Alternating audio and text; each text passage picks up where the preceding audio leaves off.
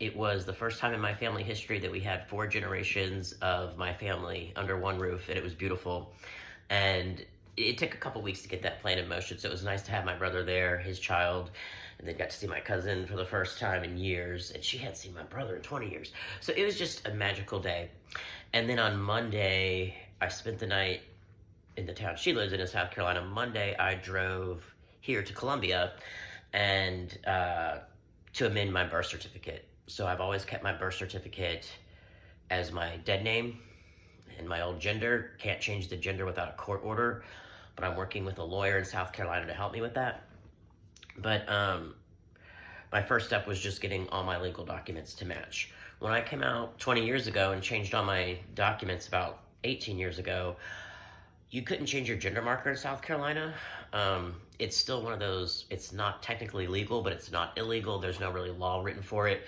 So there is a really cool attorney in Charleston that basically 7 years ago figured out this process, and it's a several months long to a year process. It's a lot, but I found someone that can help me. So when I came out years ago, it wasn't a thing, so I didn't even know about it, but I'm in the process of getting the gender marker changed.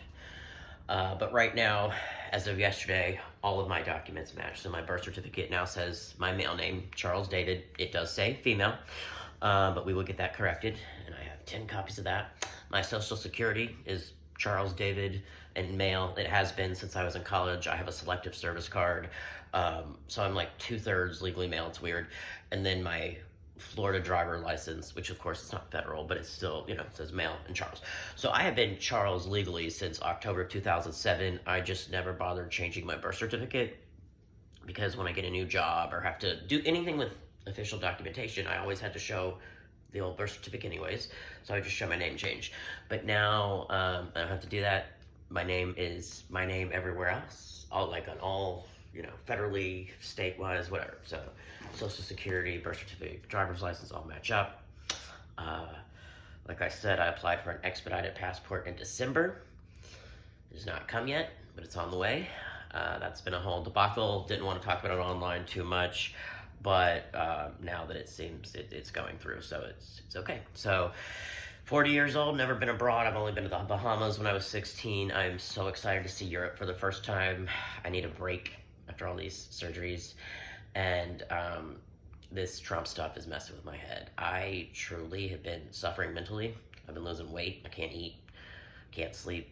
I'm doing better, but those first couple weeks were terrible. Yeah, but a good friend of mine, someone very close to me, had his bottom surgery, and a couple friends have been having revisions and stuff, and that's bringing me trans joy, being able to support them, seeing their joy. And in this dark, grim time for trans people, this unprecedented time where we have been removed from Stonewall, where the T has been removed from the LGBT travel site, this is erasure, and I don't even know how to feel about it. It's like the worst I felt since my father died. So it's been tough, but I'm packing up my Airbnb, about to leave Columbia. Thank you to my friend who came and supported me at Vital Records yesterday. Honestly, I was scared for what they would ask me. At the DMV in Florida, it has never been a good experience. I was asked if I had breasts last time, loudly, while just trying to renew my license. They're like, do you have breasts? A penis?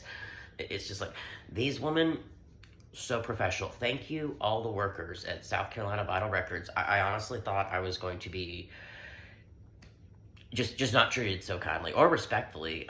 They asked nothing inappropriate. They called me Mr. Tommy, and I'm a super sweet, polite person anyways. And, you get more with honey than you do vinegar. So I always try to, be kind to people, and I generally get that returned. Some people aren't going to return that, but they were awesome. They took a look at it first, and the only thing was, and then they had to get 2 supervisors. They weren't loud about it. She's like, just one second. I mean, she was quiet. They obviously don't do it a lot. It's different. They asked me nothing about my genitalia, nothing about, but it was just amazing. They were calling me Mr. Tommy, and they didn't ask if I was trans, nothing. They were so cool. They understood, and they were hush-hush about it instead of like being loud, because it was a smaller office, and everybody could hear my business. And yeah, I was like, can we change that gender marker? They're like, you need a court order. I'm like, I tried, but yeah, everyone heard, but I don't care. I don't know these people, and I wasn't alone. So yesterday just went well. I was honestly so anxious about going to that office. I was like throwing up for a full week. I get anxious. My anxiety manifests in my chest, but when I'm really anxious, it's the stomach. And so for the past week, I haven't been eating, but yesterday went so well that could finally eat a little bit, feeling like myself. And now I'm about to go drive about 4.5 hours back down to Florida and go hug and kiss my dogs, whom I miss very much. But hope you guys are doing the best you can who are in the United States. My international dudes, hope you're doing awesome. If you're in Europe, hit me up. Maybe we could have some coffee. But yeah, definitely the best I felt since the inauguration. And there's a possible relocation to the Northeast in mind, so just putting that out there. I'm getting stoked. And thank you all for your continued support. It means the world to me. And take care of yourselves, all right? Peace, everyone.